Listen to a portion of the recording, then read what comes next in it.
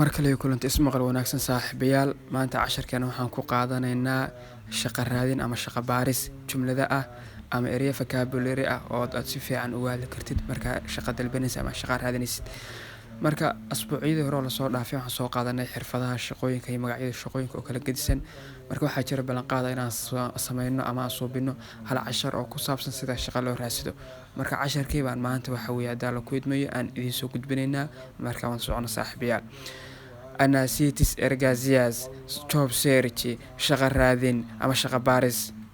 Yaasas hello marxaba boss ise how are you sidee tahay email kala I am fine waan fiicanahay ekhite kaabiyo duliya ya mena do you have any job for me wax shaqa ma haysaa. saaxiibayaal kelmadda haddaan tafaasiil xogaa si ballaaran ka sii bixiyo waxay ka dhigan tahay shaqo baaraya qof kalena shaqo weydiinaya. Eekho yes I have waan hayaa eekhuma inuu yiraahdana waa suurtagal markaas kale waxay dhigan tahay company ama shirkad. Tibores nakanes what can you do maxaa qaban kartaa yacni waxay ka dhigan tahay maxaa dee shaqa oo taqaana oo aad samayn kartaa. Ekhis ginosi do you have a knowledge aqoon ma leedahay macnaha qof wax bartay ma tahay.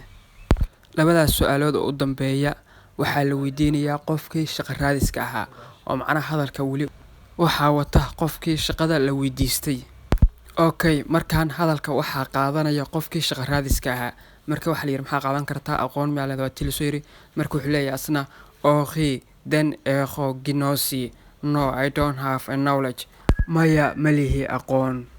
weli hadalkii waxaa sii wata qofkii shaqo raadiska ahaa marka maadaama yiri aqoon malihi wuxuu sii leeyahay abote thelo duliya os akhdo foros so I want a job as a bota sidaa darteed waxaan rabay shaqo xamaali ah maadaama aan aqoon lahayn waxaan rabay macnaha shaqo muruqmaal camal. marka saaxiibayaal inaad si fiican u waafi u fahanteen baa idin rajeynayaa casharkeena maanta intaas uu ku og yahay waa anoo xaaji yuusufa waxaa idin leeyahay marna guusha ka rajo dhignina like iyo subscribe nagu saacida waan idinkaga mahadcelinayaa sida igu xiran tihiin waxaan idinkaga tegay salaamka assalaamu calaykum waraxmatullaahi tacaala wabarakaatuh.